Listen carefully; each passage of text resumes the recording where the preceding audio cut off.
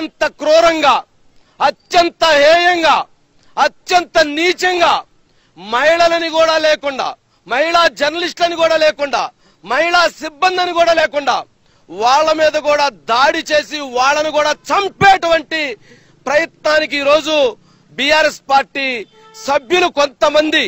నమస్తే, టీవీ8 విశ్లేషణకి స్వాగతం. ఈనాటి మన విశ్లేషణ మహా టీవీపై దాడి అనే దాని గురించి విశ్లేషణ. ఈరోజు దేశవ్యాప్తంగా సంచలనమైనటువంటి విషయం, తెలంగాణలో ఉన్నటువంటి మహా టీవీ కార్యాలయం మీద బీఆర్ఎస్ శ్రేణులు దాడి చేసినటువంటి ఘటన. ఈ ఘటన ఎంత అమానుషం అంటే భయంకర మారణాయుధాలతో ఆకస్మికంగా మహా టీవీ మీద దాడి చేసి కార్లను పగలగొడుతూ ఎవరైతే ఉన్నారో సిబ్బందిని అంతా భయభ్రాంతులకు గురి చేస్తూ వంశీ కోసం చంపడానికి వేటాడినట్లుగా వాళ్ళు సంచరించినటువంటి పరిస్థితి. కార్యాలయంలో కంప్యూటర్లని, కెమెరాలని ధ్వంసం చేశారు, ఫర్నిచర్ అంతా ధ్వంసం చేశారు, అద్దాలు పగలగొట్టారు, కిందకొచ్చి కార్లు పగలగొట్టారు, గందరగోళం సృష్టించి భయానక వాతావరణాన్ని క్రియేట్ చేసి పరారైనటువంటి పరిస్థితి. మరి ఇది ఎంతవరకు కరెక్టు? దాదాపుగా రాష్ట్రంలో 10 సంవత్సరాల పాటు పరిపాలన చేసినటువంటి పార్టీగా ఒక అనుభవజ్ఞుడైనటువంటి కేసీఆర్ ఉద్యమాలతో పార్టీని నిర్మాణం చేసి అధికారాన్ని చేపట్టి 10 సంవత్సరాల పాటు పరిపాలన చేసినటువంటి బీఆర్ఎస్ పార్టీకి ఇది ఎంతవరకు కరెక్ట్ అని చెప్పి ప్రజా సంఘాలు, జర్నలిస్ట్ సంఘాలు ప్రశ్నిస్తూ ఉన్నాయి. అసలు ఈ ఘటన ఎందుకు జరిగింది అనే దాన్ని మనం వివరణ తీసుకుంటే, ఇటీవల తెలుగు రాష్ట్రాల్లో సంచలనమైనటువంటి ఫోన్ ట్యాపింగ్ వ్యవహారాన్ని ముఖ్య కారణంగా మనం తీసుకోవచ్చు. చూసాం, నిన్న మొన్న షర్మిల కూడా జగనన్న కేసీఆర్ ద్వారా నా ఫోన్ ట్యాపింగ్ చేశాడు అని చెప్పి ఇక్కడ ఆమె కూడా ఒక వంట వండుకునే పరిస్థితి. ఇది నిజమో అబద్ధం అనేది వేరే అంశంగా మనం తీసుకుంటే, తెలంగాణ ప్రభుత్వం ఫోన్ ట్యాపింగ్ మీద బయటకు వచ్చి మాట్లాడినటువంటి రాజకీయ నాయకులకి సిట్ ద్వారా నోటీసులు ఇచ్చి ఎంక్వైరీ చేస్తున్నటువంటి విషయం మనందరికీ తెలుసు. ఎవరైతే నాయకులు మా ఫోన్ గత ప్రభుత్వం ట్యాపింగ్ చేసింది అంటూ ముందుకు వచ్చారో వాళ్ళకి నోటీసులు ఇచ్చి ఫోన్ ట్యాపింగ్ ఎలా జరిగింది, మీ ఫోన్ ట్యాపింగ్ జరిగిందని మీకు ఎలా తెలుసు అనే కోణంలో విచారణ చేపట్టినట్టు మనకు తెలుస్తుంది. దీనికి సంబంధించినటువంటి విషయాలను దృష్టిలో పెట్టుకొని కేటీఆర్ గత ప్రభుత్వంలో ఉన్నప్పుడు ఫోన్ ట్యాపింగ్ పాల్పడ్డాడంటూ మహా టీవీలో కొన్ని కథనాలు అదేవిధంగా లైవ్ డిబేట్ కార్యక్రమంలో దీని గురించి డిబేట్ నిర్వహించడం కూడా జరిగింది. దాంట్లో ముఖ్యంగా బీఆర్ఎస్ శ్రేణులు ఎవరైతే ఉన్నారో వాళ్ళు ఇంత ఆగ్రహానికి గురి కావడానికి కారణం ఏంది, వాళ్ళు ఇంత దాడులకు పాల్పడడానికి కారణం ఏంది, మహా టీవీ ఎండీ వంశీపై హత్యాయత్నం చేయడానికి కారణమైనటువంటి అంశాలు ఏంది అనేది మన వివరాల్లోకి వెళ్తే కొన్ని థంబ్నెయిల్స్ చాలా అభ్యంతరంగా ఉన్నాయంటూ వాళ్ళు చెప్తున్నటువంటి పరిస్థితి. అందులో కొన్ని మనం తీసుకుంటే కేటీఆర్ బొమ్మ, అదేవిధంగా కొంతమంది హీరోయిన్ల బొమ్మ పెట్టి వాళ్ళు పెట్టిన థంబ్నెయిల్స్ ఈ యొక్క దాడులకి కారణంగా మరి వారు చెప్తున్నటువంటి పరిస్థితి. మౌనం అంగీకారమా అంటే కేటీఆర్ ఈ విచారణ మీద ఎటువంటి వివరణ ఇవ్వకపోవడం ఒకవేళ ఈ ట్యాపింగ్ కి అంగీకరించినట్ట అంటూ ఒక థంబ్నెయిల్,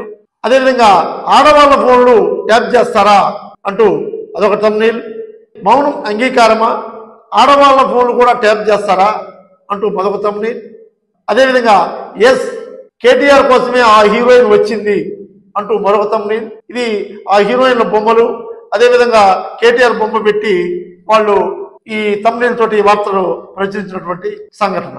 నా దగ్గరికి రాకపోతే నీ ఆడియో లీక్ చేస్తా, ఎక్కడికి రావాలో మా వాళ్ళు చెప్తారు అంటూ మరొక థంబ్నెయిల్ తోటి ఇంకొక వీడియో. వీటిని ప్రసారం చేయటమే మహా టీవీ మీద బీఆర్ఎస్ శ్రేణులు దాడి చేయడానికి కారణం అంటూ బీఆర్ఎస్ శ్రేణులు సోషల్ మీడియా పరంగా చెబుతున్నటువంటి పరిస్థితి. ఏది ఏమైనప్పటికీ కూడా మీడియా మీద దాడి అనేది చాలా అమానుషకరమైన చర్య. అంటే మీడియా మీదే దాడి చేస్తారా? మీరు రాజకీయ నాయకులు ఎన్ని తిట్టుకున్నా దాడులు చేయరా? గతంలో ఇదే కేటీఆర్ మీద సమంత పేరు చెప్తూ నాగార్జునని బెదిరించారంటూ మరి కాంగ్రెస్ పార్టీకి చెందినటువంటి కొండా సురేఖ మాట్లాడినప్పుడు మరి ఆమె మీద ఎందుకు దాడి చేయలేదు? నాగ చైతన్య డైవర్స్ 100% కేటీఆర్ చేయబట్టే అయింది.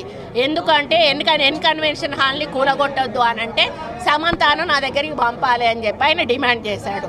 సమంత గారిని వెళ్ళమని చెప్పి నాగార్జున వాళ్ళు ఫోర్స్ చేశారు. సమంత నేను వెళ్ళను అనింది. వెళ్ళను అంటే వాళ్ళు చెప్తే వింటే విను, లేకపోతే వెళ్ళిపోండి డైవర్స్ ఇచ్చారు. అది ఓపెన్ సీక్రెట్, అది అందరికీ కూడా ఇంటర్నల్గా మీడియా వాళ్ళంతా వాళ్ళకి ఎవరికి ఇండస్ట్రీ వాళ్ళందరికీ కూడా తెలుసు. ఈరోజు సమంత జీవితం అన్యాయం కావడానికి 100% కేటీఆరే కారణం. అదేవిధంగా 2-3 హీరోయిన్లు పెళ్లిళ్ళు కూడా చేసేసుకున్నారు. ఎందుకు అన్నట్టు ఈ డ్రగ్స్ కేసు రాగానే ఈరోజు మీకు తెలుసు రకుల్ ప్రీత్ సింగ్ ఆల్రెడీ బయట ఆమె పెళ్లి చేసేసుకుందా, ఇంకొకరు 2 హీరోయిన్స్ కూడా గబగబా పెళ్లిళ్ళు చేసేసుకున్నారు. ఈ తలకాయ నొప్పి మాకేంద్ర బాబు, మేము ఇరుక్కుంటాము.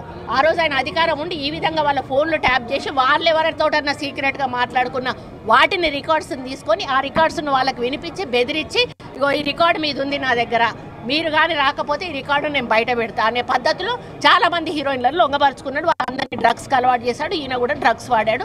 దానితోటే ఆ రోజు డ్రగ్స్ కేసు కానీ ఈ రోజు ఫోన్ ట్యాపింగ్ కేసు కానీ చాలా సీరియస్గా మన ప్రభుత్వం తీసుకోవడం జరిగింది. అమ్మిని ఎందుకు దాడి చేయలేదు? అదేవిధంగా చాలా మంది నాయకులు నిన్ను రకరకాల ప్రచార మార్గాలలో నిన్ను ప్రశ్నించినప్పుడు వాళ్ళ మీద ఎందుకు దాడి చేయలేదు? అంటే మీడియా అంతే అంత చులకన? మీడియా గొంతులోకి ఏం చేయాలనుకుంటున్నారు? ఆంధ్రప్రదేశ్లో కూడా ఇటీవల సాక్షి కార్యాలయం మీద కూడా అదేవిధంగా దాడి జరిగింది. దీన్ని ఎలా చూడాలి? రాజ్యాంగబద్ధంగా ఉన్నటువంటి 4th ఎస్టేట్ గొంతులకి మీ యొక్క దాష్టికాన్ని ప్రదర్శించాలనుకుంటే చట్టం ఊరుకోదని చెప్పి తెలియజేస్తూ ప్రజలు కూడా దీన్ని తీవ్రంగా ఖండిస్తుంటారు. అదేవిధంగా సరైన సమయంలో తమ జడ్జిమెంట్ కూడా ఇస్తారని చెప్పి తెలియజేసుకుంటూ, ఏది ఏమైనా అభ్యంతరకరమైన వ్యాఖ్యలు మీ దగ్గర ఉంటే, దాన్ని నిరూపించుకునేటువంటి సాక్ష్యాలు మీ దగ్గర ఉంటే చట్టపరమైనటువంటి యాంగిల్లో దీని మీద చర్యలు తీసుకోవాలి. కానీ ఇలా రౌడీ ముక్కలతో దాడులు చేసి హత్యాయత్నాలకి, దౌర్జన్యాలకి, దాడులకి, విధ్వంసానికి పాల్పడితే ప్రజాకోర్టులో మూల్యం చెల్లించుకోక తప్పదని చెప్పి బీఆర్ఎస్ పార్టీ వారికి తెలియజేస్తూ తక్షణమే కేసీఆర్, కేటీఆర్ స్పందించాలి. తమ అభ్యంతరకరమైనటువంటి వ్యాఖ్యలు ఏమైనా ఉన్నాయో వాటిని మీడియాకి తెలియజేస్తూ, మీకు అభ్యంతరం ఉంటే చట్టపరమైన చర్యలతో దాన్ని మీరు వాళ్ళని నిలువరించే ప్రయత్నం చేయాలి. కానీ ఇలా దాడులతో ఎప్పుడు మీడియా నోరు నొక్కలేరని చెప్పి తెలియజేసుకుంటూ, మీడియా కూడా ఉద్రేకభరితమైనటువంటి రెచ్చగొట్టే విధమైనటువంటి డిబేట్లకి, థంబ్నెయిల్స్కి కొంత ఉద్వాసన పలికితే మంచిది అని చెప్పి తెలియజేసుకుంటూ మరో విశేషత మళ్ళీ కలుద్దాం. Thank you very much.